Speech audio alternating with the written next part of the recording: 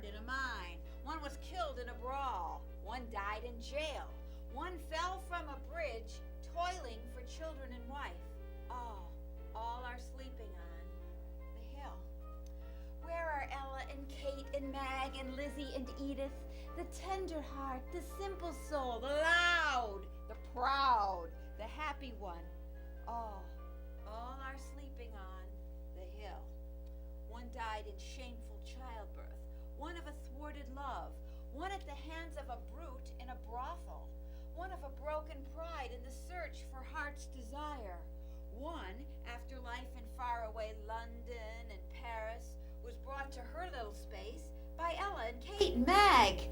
All are sleeping on the hill.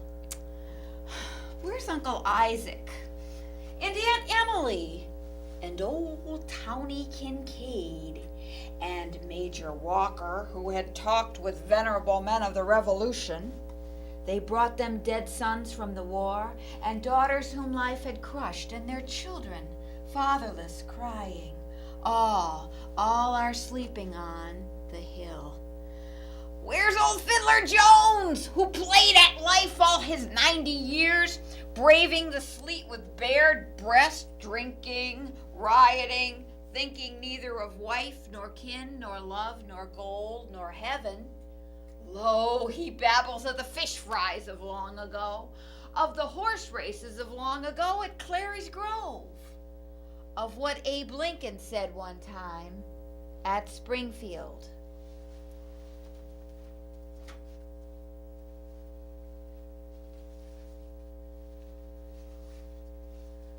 I was a peasant girl from Germany, blue-eyed, rosy, happy, and strong. And the first place I worked was at Thomas Green's. On a summer's day, when she was away, he stole into the kitchen and took me right in his arms and kissed me on my throat. I turning my head, then neither of us seemed to know what happened. And I cried for what would become of me, and cried as my secret began to show. One day, Mrs. Green said she understood and would make no trouble for me, and being childless would adopt it. He had given her a farm to be still, so she hid in the farmhouse and sent out rumors as if it were going to happen to her. And all went well, and the child was born. They were so kind to me.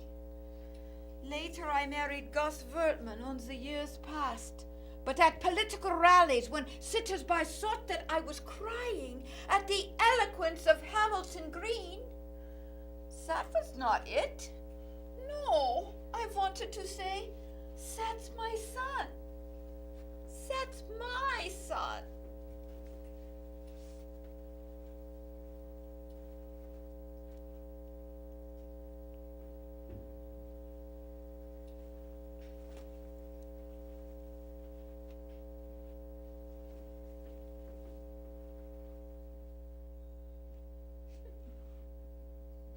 I was the milliner, talked about, lied about, mother of Dora, whose strange disappearance was charged to her rearing. My eye, quick to beauty, saw much besides ribbons and buckles and feathers and leghorns and felts to set off sweet faces and dark hair and gold. One thing I will tell you, and one I will ask. The stealers of husbands wear powder and trinkets and fashionable hats. Wives, wear them yourselves. Hats may make divorces, but they also prevent them. Well, now, let me ask you. If all of the children born here in Spoon River had been reared by the county, somewhere on a farm, and the mothers and fathers had been given their freedom to live and enjoy, change mates if they wished, do you think that Spoon River had been any the worse?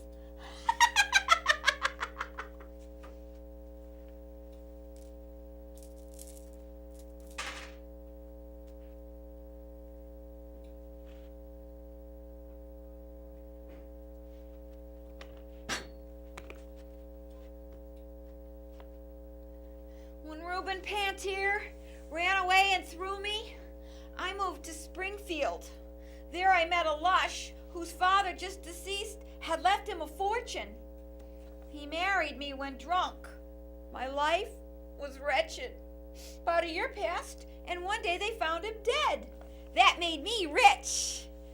I moved on to Chicago. After a time met Tyler Roundtree, villain. I moved on to New York. A gray-haired magnate went mad about me, and so, another fortune. He died one night right in my arms, you know. I saw his purple face for years thereafter. There was almost a scandal. I moved on, this time to Paris. I was now a woman, insidious, subtle, versed in the world, and rich. My sweet apartment near the Champs-Élysées became a center for all sorts of people. Musicians, artists, poets, dandies, nobles, where we spoke French, German, Italian, and English. I wed Count Navigato, native of Genoa. We moved to Rome. He poisoned me, I think. Now in the Campo Santo, overlooking the sea where young Columbus dreamed new worlds. See what they've chiseled. Contessa Navigato. Rest in peace!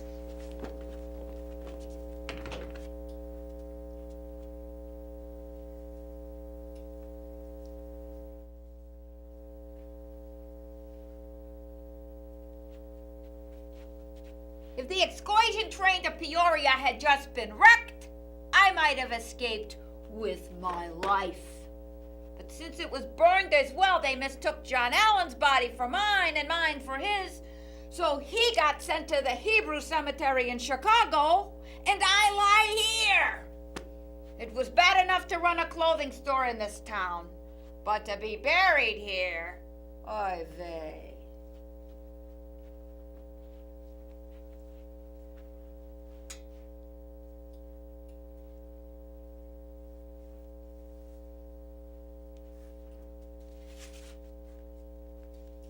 Mr. Kessler, you know, was in the Army, and he drew $6 a month as a pension and stood on the corner talking politics or sat at home reading Grant's memoirs. And I supported the family by washing, learning the secrets of all the people from their curtains, counterpanes, shirts, and skirts. For things that are new grow old at length. They're replaced with better or none at all. People are prospering or falling back. And rents and patches widen with time. No thread or needle can paste decay, and there are stains that baffle soap. And there are colors that run in spite of you, blamed though you are for spoiling a dress. Handkerchiefs, napery, all have their secrets. The laundress life knows all about it. And I, who went to all the funerals held in Spoon River, swear, I never saw a dead face without thinking. It looked like something washed and ironed.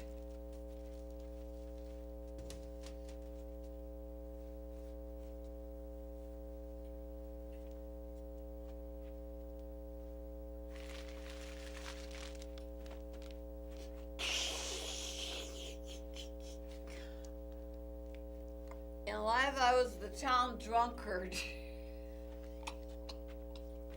When I died, the priest denied me burial in holy ground, the which redounded to my good fortune, 'cause the Protestants bought this lot and buried my body here, close to the grave of the banker, Nicholas, and his wife, Priscilla.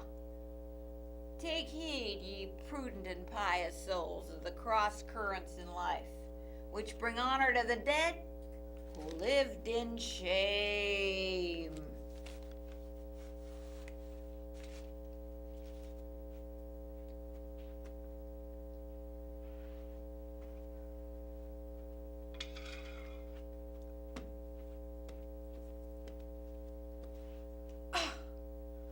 How does it happen? Tell me. that I, who was the most erudite of lawyers, who knew Blackstone and Coke almost by heart, who made the greatest speech the courthouse ever heard, and wrote a brief that won the praise of Justice Breeze. How does it happen? Tell me. That I lie here unmarked, forgotten, while Chase Henry, the town drunkard, has a marble block topped by an urn, wherein nature, in a mood ironical, has sown a flowering weed. I don't get it. I just don't get it.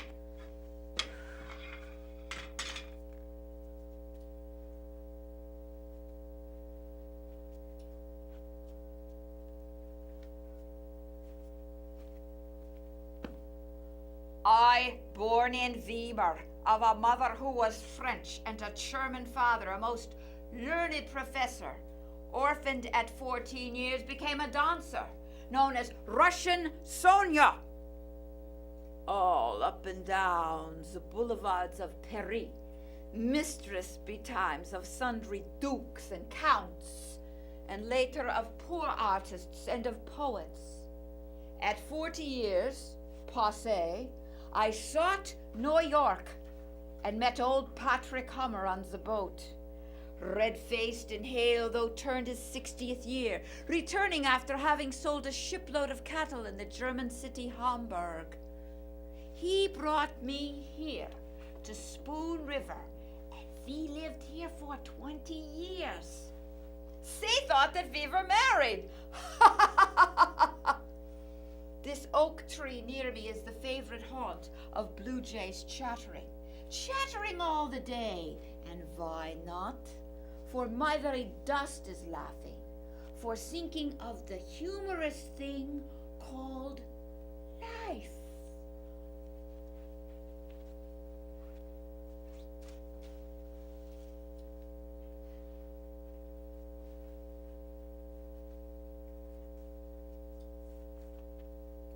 No, Hoheimer ran away to the war the day before Curl Trannery swore out a warrant through Justice Arnett for stealing hogs.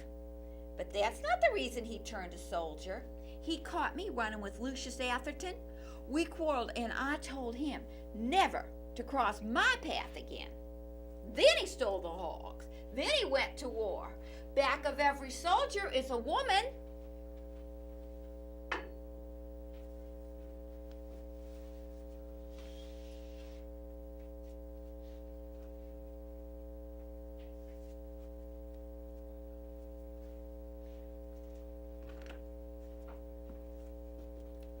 From Bindle's Opera House in the Village to Broadway is a great step, but I tried to take it.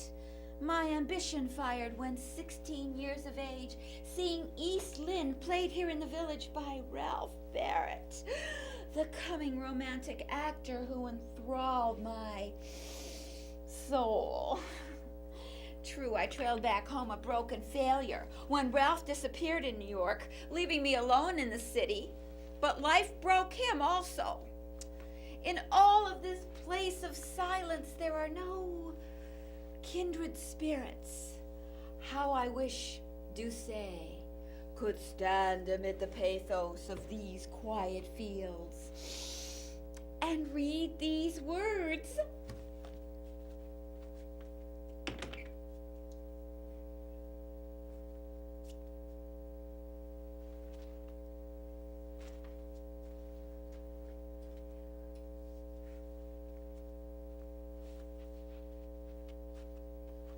Reverend Wiley advised me not to divorce him for the sake of the children, and Judge Summers advised him the same. So we stuck to the end of the path. But 2 of the children thought he was right, and 2 of the children thought I was right, and the 2 that sided with me blamed him, and the 2 that sided with him blamed me, and they grieved for the one they sided with, and all were torn with the guilt of judging, and tortured in soul because they could not admire equally him and me. Now, every gardener knows that plants grown in cellars or under stones are twisted and yellow and weak. and no mother would give her baby diseased milk from her breast. Yet, preachers and judges advise the raising of souls where there is no sunlight but only twilight, no warmth but only dampness and cold. Preachers and judges.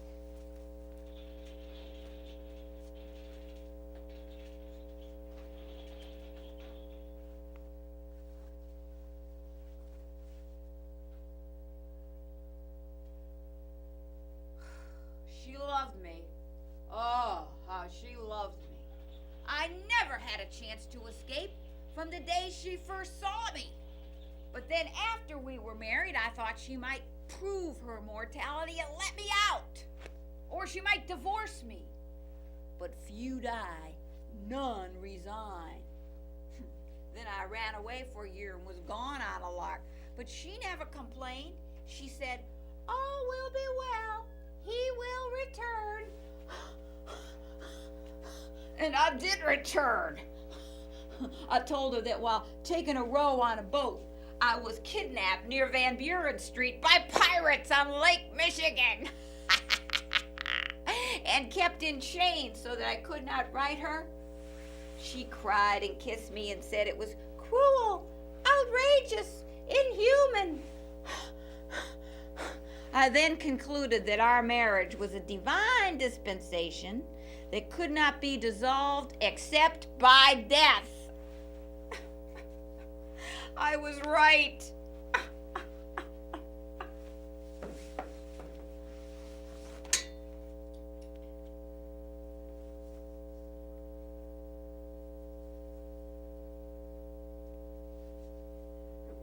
He ran away and was gone for a year. And then he came home and told me this silly story about being kidnapped by pirates on Lake Michigan and kept in chains so that he could not write me. I pretended to believe it, but I knew very well what was going on, and that he met the milliner, Mrs. Williams, now and then, when she went to the city to buy goods, as she said. But a promise is a promise, and marriage is marriage, and out of respect for my own character, I refused to be drawn into a divorce by the scheme of a husband who had merely grown tired of his marital vow and duty.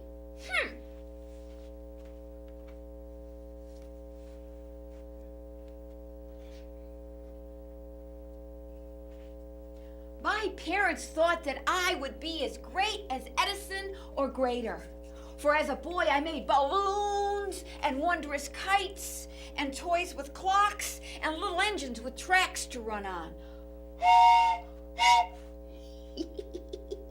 I modeled in clay, painted pictures, played the cornet, and took the part of the villain in the octoroon. But then at 21, I married and had to live. And so to live, I learned the trade of making watches. I kept the jewelry store on the square. Thinking, not of business, but of the engine I studied the calculus to build. And all Spoon River watched and waited to see it work. But it never worked. And a few kind souls thought my genius was somehow hampered by the store. But that wasn't the case. The truth was this: I didn't have the brains.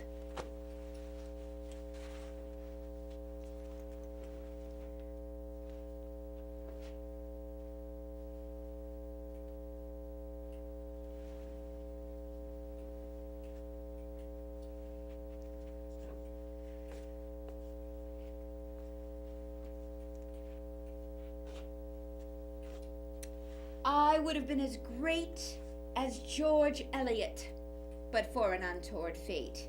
For look at the photograph of me made by Pennywit. Chin resting on hand, deep-set eyes, gray too and far-searching. But there was the old problem. Should it be celibacy, matrimony, or unchastity? Then John Slack, the rich druggist, wooed me, luring me with the promise of leisure for my novel, and I married him, giving birth to 8 children, and had no time to write. Oh, it was all over for me anyway when I ran the needle in my hand while washing the baby's things and died of lockjaw, an ironical death. Hear me, ambitious souls. Sex is the curse of life.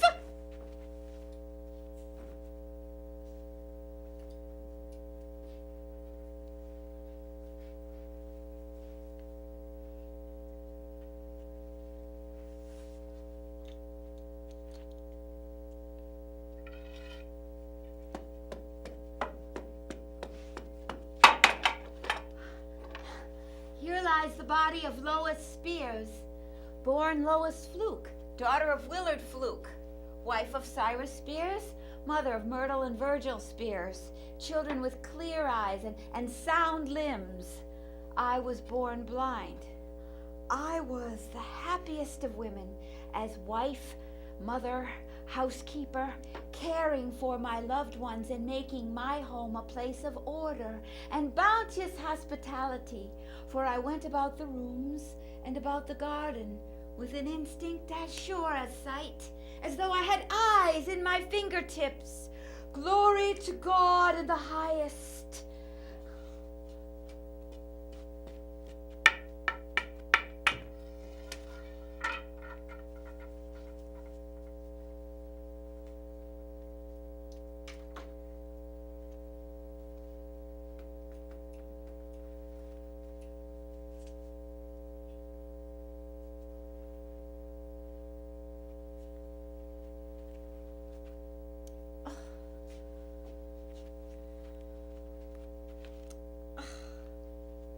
I know that he told that I snared his soul with a snare which bled him to death, and all the men loved him, and most of the women pitied him. But suppose you are really a lady, and have delicate tastes, and loathe the smell of whiskey and onions, and the rhythm of Wordsworth's ode runs in your ear, while he goes about from morning to night repeating bits of that common thing. Oh, why should the spirit of mortal be proud? And suppose you are a woman well endowed, and the only man with whom the law and morality permit you to have the marital relation is the one man that fills you with disgust every time you think about it. Well, you think about it every time you see him. That's why I drove him away from home to live with his dog in a dingy room back of his office.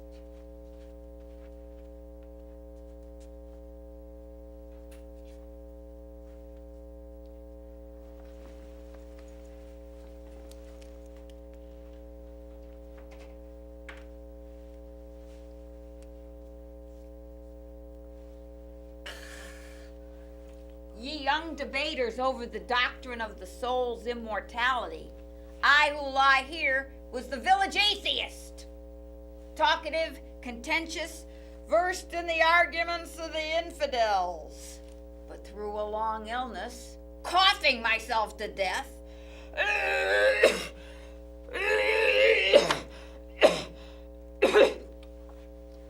I read the Upanishads and the poetry of Jesus, and they lighted a torch of hope, desire, and intuition which the shadow, leading me swiftly through the caverns of darkness, could not extinguish. Listen to me, ye who live in the senses and think with the senses only. Immortality is not a gift. Immortality is an achievement, and only those that strive mightily shall possess it.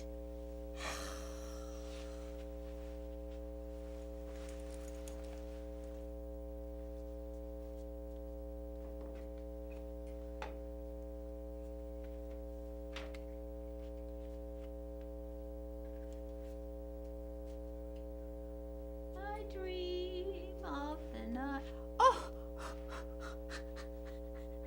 I went to the dances at Chandlerville and played snap out at Winchester. One time, We changed partners! Driving home in the moonlight of middle June. And then I found Davis. We were married and lived together for 70 years. Working, enjoying, raising the 12 children, 8 of whom we lost ere I'd reached the age of 60. I spun, I wove, I kept the house, I nursed the sick, I made the garden. And for holiday rambled over the fields where sang the lark, and by Spoon River gathered many a shell and many a flower and medicinal weed, shouted to the wooded hills and singing to the green valleys. At 96, I had lived enough, that is all, and passed to a sweet repose. What is this I hear of sorrow and weariness, anger, discontent, drooping hopes? Degenerate sons and daughters, life is too strong for you. It takes life to love life.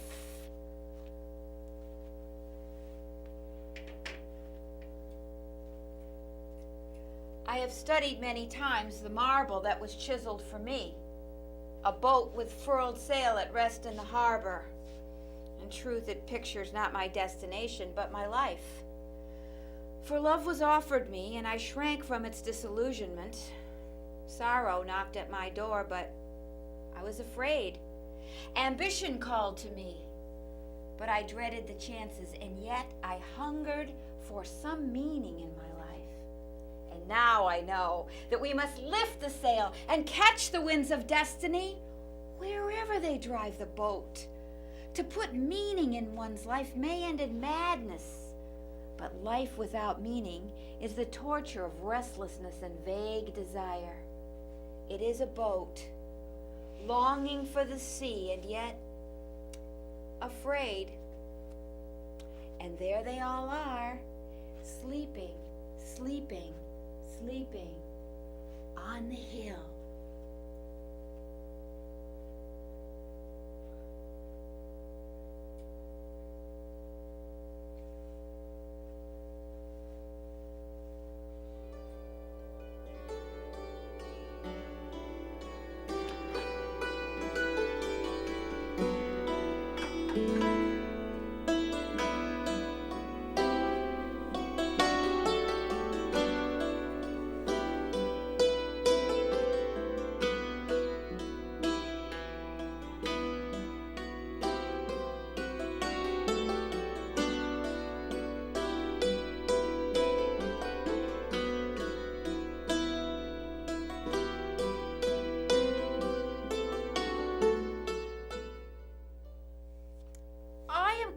Eve, which means mother of those who live. But I'm not exactly sure how I got here in the first place. One day I wake up and there's this guy staring down at me, and this incredible voice saying, "It is not right for man to be alone." And then the voice tells the guy that while he was sleeping, he took one of his ribs and fashioned me as his companion. Well, the guy's name was Adam, and he seemed really glad to see me. And he gave me a tour of the place, and it looked real good. There was sky and grass and trees, millions of trees. And there were flowers and waterfalls and streams. Oh, and there were, the animals were so tame you could pet them and you could sleep beside us. And the food, it was like an all-you-could-eat buffet, except for this one tree, which Adam pointed out to me.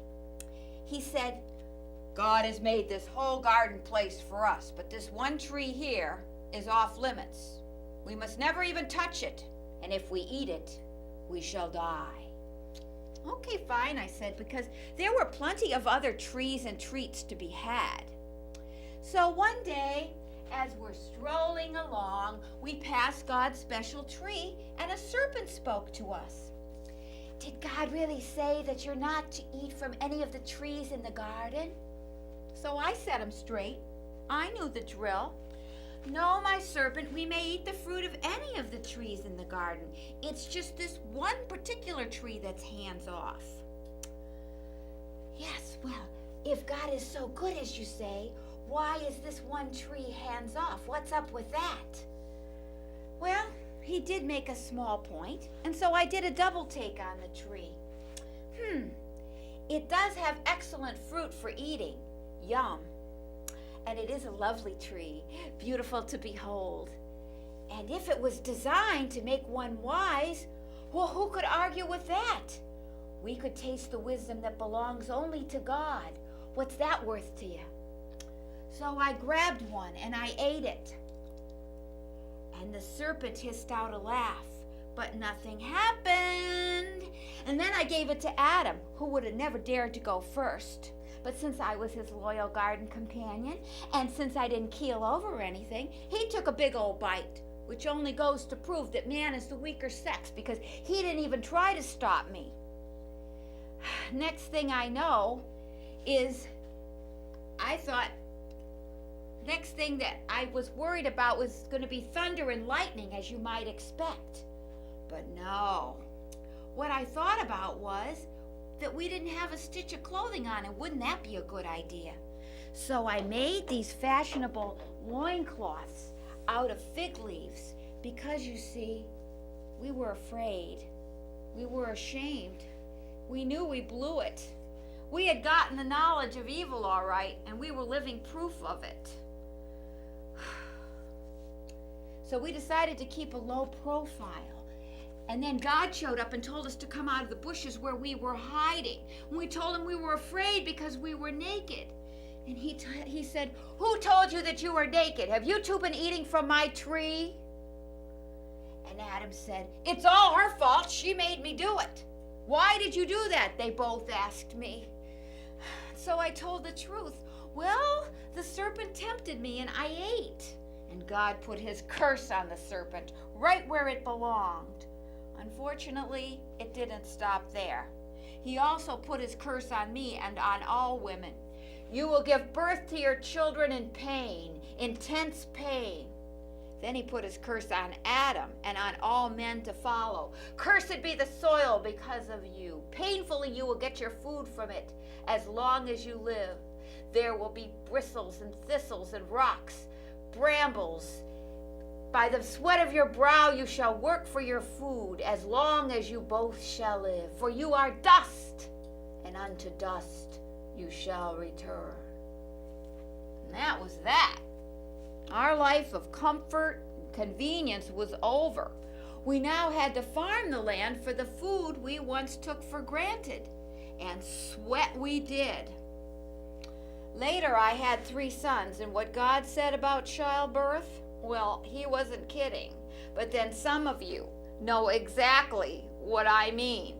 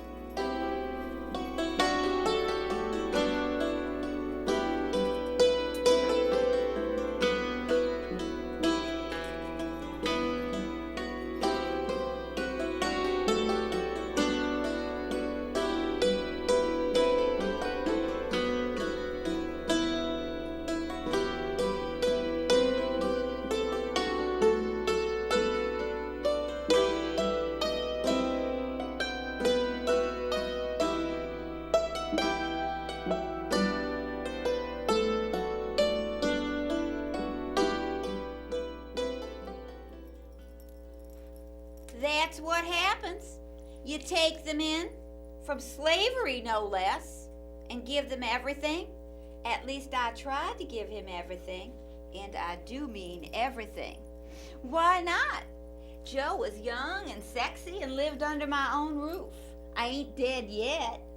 You see, my husband Potiphar brought him in as a slave, and Joe did such a good job around the house that Potty put him in charge of the whole household. And well, you see, Potiphar was gone a lot on business, managing things for Pharaoh. And Joe was young and sexy and handsome and strong and quite the gentleman. So I taunted him and tried to seduce him. But he would have nothing to do with me, saying, "How could I do anything so wicked and sin against God?" Imagine that. So I said, "I'll show him." So I gave the servants the day off. This was after many fruitless attempts, you see. And I made my move. But Joe was young and fast and fled, leaving me with his tunic in my hand. I'll show him, I thought. And that night when Potiphar came home from the office, I said, "Look at this. My husband brought in a Hebrew slave just to make a fool out of me. He burst into my room and I screamed, 'Rape!' He must have dropped this tunic as he ran out the door." Well, Potiphar was no cuckold.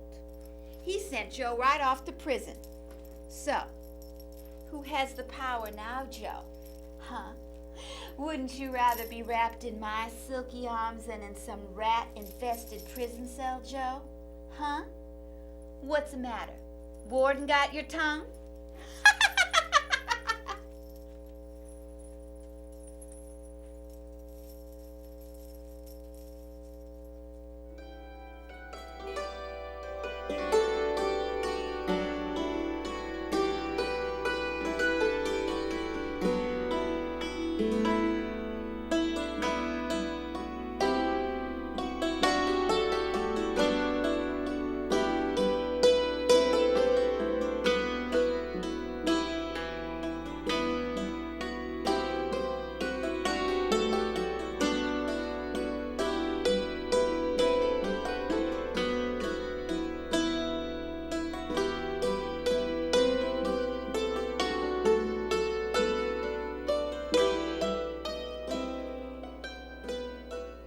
I am the daughter of the great Pharaoh Ramses. As Princess of Egypt, I can have just about anything I want. And I thought I had everything I could ever want or need, until one day when things changed in a very dramatic way. I was bathing in the Nile, and my maidservants were with me. I saw something moving in the bulrushes. It was a basket hung up on the weeds. Curiosity got the best of me, and I checked it out. Oh, there was a baby in it. A baby boy. A beautiful child, and I thought, how odd it is that... Oh, but then I noticed a Hebrew stripe on the bedding, and it all began to make sense to me. The fact is, my father hated the Hebrews. He was afraid of their great numbers. That's why he made them into slaves, and that's why he ordered that every baby boy under 2 years of age be thrown into the Nile. Something about population control.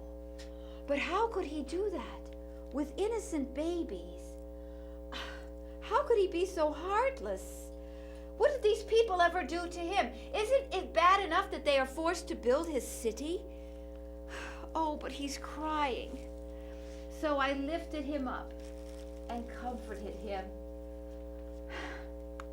Oh, I want him for my own, and I will have him. I will name him Moses, for I brought him out of the water. Oh, but he must be hungry. Just then, I saw a young girl on the shore. She offered to take my beautiful Moses baby to a Hebrew woman to be nursed. Made perfect sense to me. I will raise him in the palace as my own son. He will be given every advantage. He will enjoy royal protection. He will become a great leader and be well educated. Who knows? Maybe, just maybe, he may become the next Pharaoh. All because I rescued him from the river by merest chance.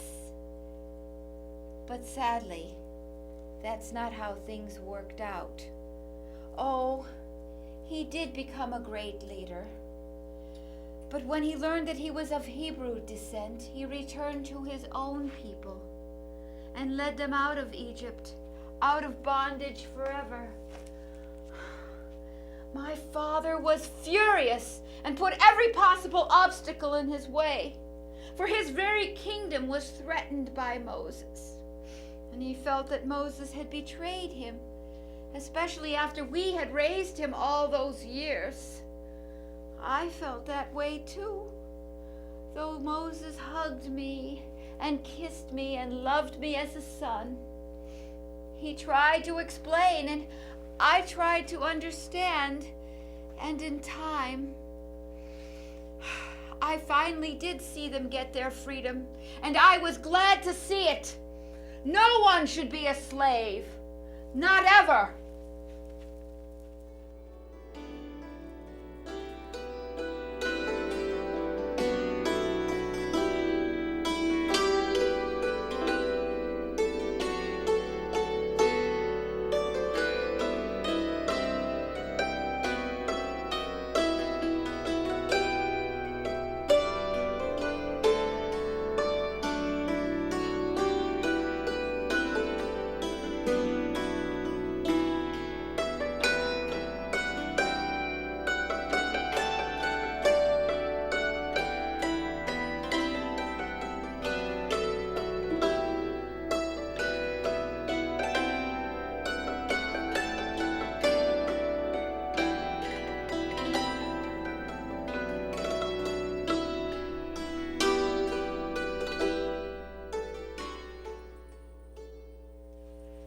Let me tell you the story of Samson, the strongest man alive, for a time, and how he came to me for love.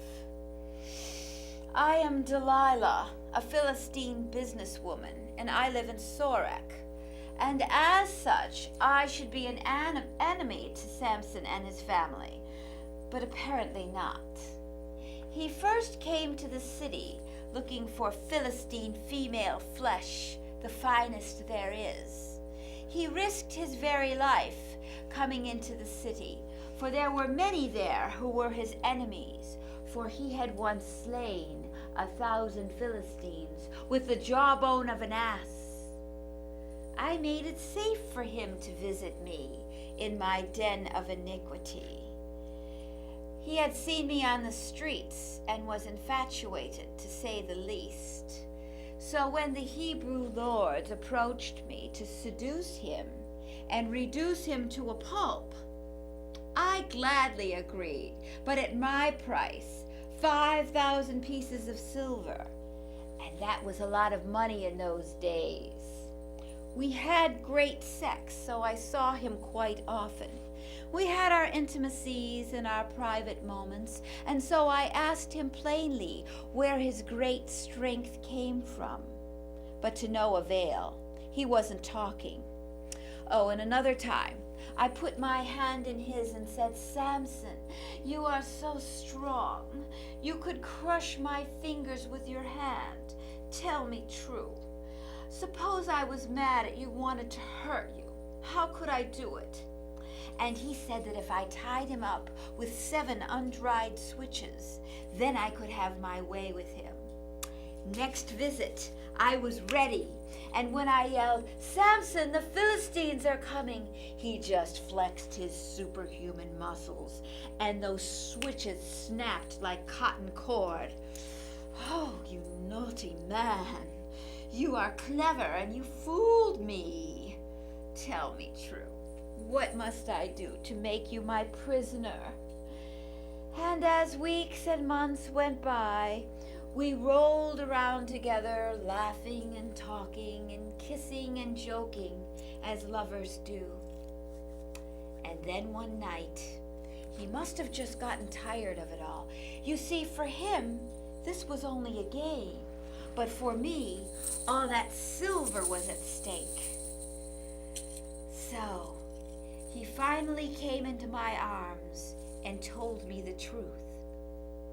It seems he had been born a Nazarite, and for religious reasons he would never cut his hair.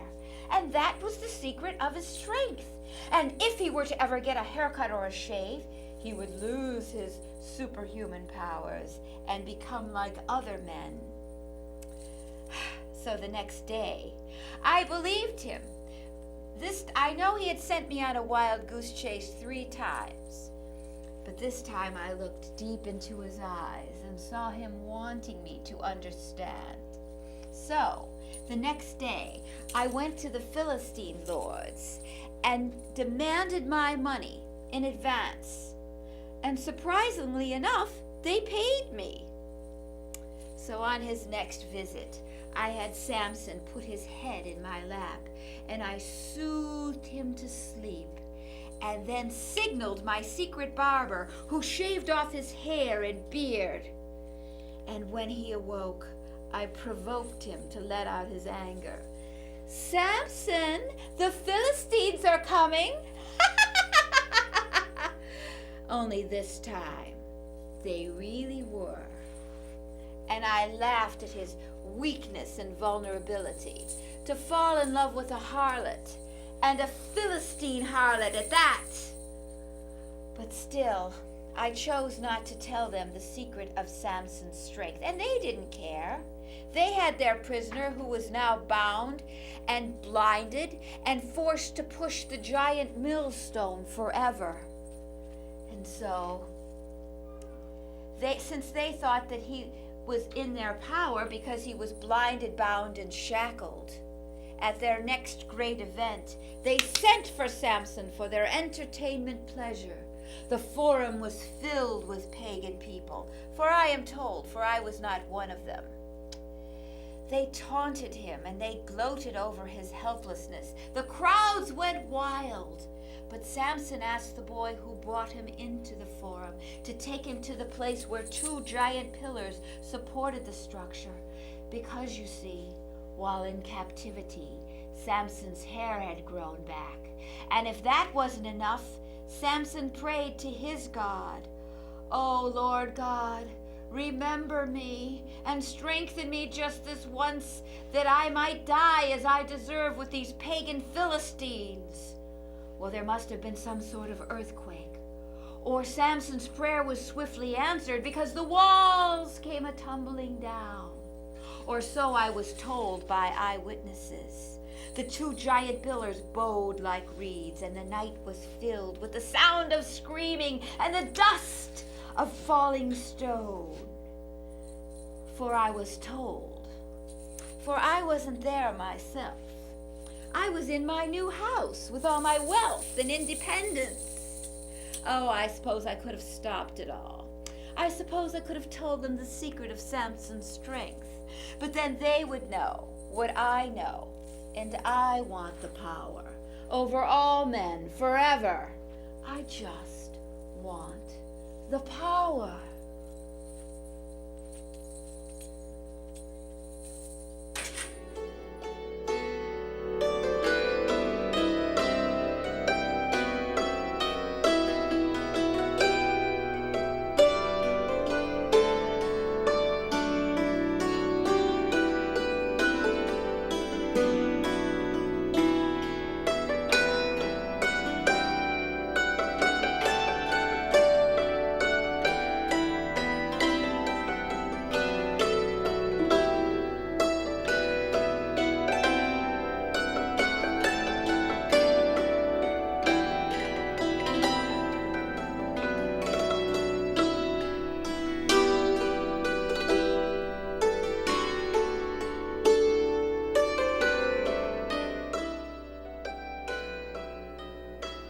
I am called Bathsheba, which is appropriate because I adore taking baths, especially on my rooftop in the moonlight.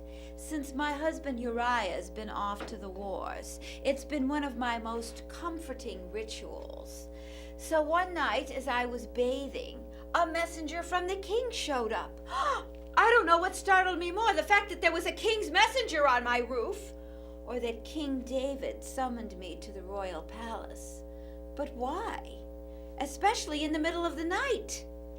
It seems the king had been observing me and my bathing rituals. Now I know that King David was a renowned warrior from his youth, and that he wrote beautiful songs and played the harp. Any woman would have been pleased to be beckoned by the king. But I was frightened, in fear for my life. I couldn't disobey a direct order from the king, but I couldn't imagine why he wanted me when he had wives, concubines, servants, and anything he could possibly want. And so we went.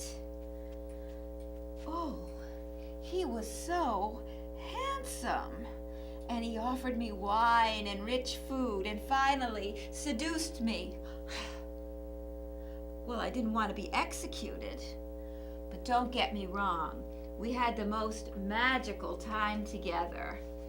And not only that, I couldn't help but think about my husband, my righteous husband. I have betrayed him with my king. Not only that, but I became pregnant with his child. And then Uriah came home from battle, and David tried to send him home for good behavior. He even tried to get him drunk so that he would come home and make love to me. That way Uriah would think that the child was his. When none of these manipulations worked, he had Uriah sent back to the front lines. When I later heard of his death, it broke my heart. Next thing I know, I'm being moved into the palace and giving birth to my first child.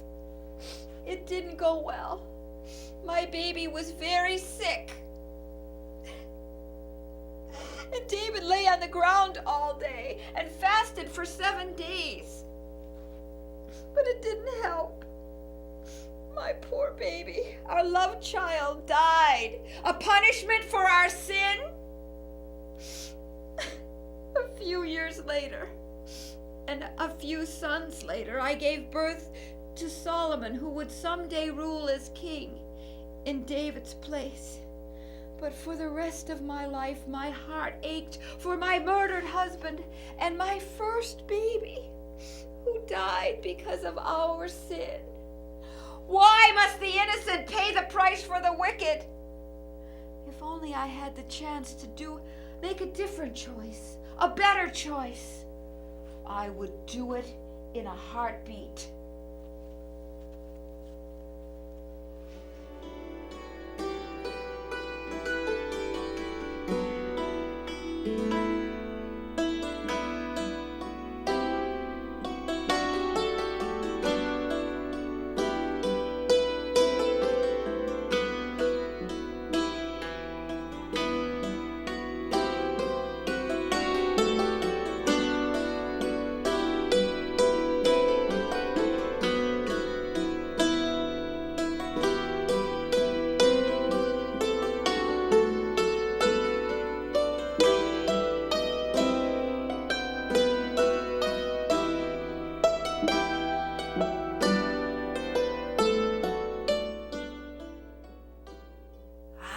Careful! I am vigilant. Since Saul ordered those of us with psychic powers out of the country, I used to be a medium, and so, as such, I'm keeping a low profile these days. So no one was more surprised than me when a knock came at the door late at night, and a man begged to enter. Not so fast! Have you not heard what Saul has ordered, driving the witches and wizards out of Israel? Why do you put my life in danger? But the man begged and pleaded, and so I caved in, as usual. So, who do you want me to bring up for you? He tells me to bring up Samuel, and I'm suddenly able to recognize the disguised king. Aha! You are Saul. Why have you betrayed me, deceived me? And he said to have no fear and tell him what I saw. I see an old man, a god, coming out of the earth. He speaks. Saul, why have you bothered me to bring me up from my place of rest? And Saul says, oh, the enemy has us surrounded, and the God of Israel will not answer me. We are about to engage in battle, and where is the God of Israel? And Samuel said, "Why do you come to me, seeing that God has become your enemy? Tomorrow after battle, you and your sons shall join me here under the earth." At that, King Saul fell senseless to the ground. Well, I became worried for him, especially after hearing his fate. "Please, your majesty, wake up and eat, for you have beheld a gripping spectacle which has knocked you speechless. Please, your royal highness, you must eat something. Here, take this bread, and I have a fattened calf which I will prepare for you and your men." And so they ate their last supper. And to tell the truth, I was relieved that he could no longer punish me for breaking his own law, running the witches out of the country. But I was also saddened to see so great and mighty a king as Saul and his sons get flattened in battle. And as for me, well, Rudyard Kipling later wrote it best. "Oh, the road to Endor is the oldest road and the craziest road of all. Straight it runs to the witch's abode, as it did in the days of King Saul, and nothing has changed but the sorrows in store for those who go down on the road to Endor, for those who go down on the road to Endor, for those who go down on the road to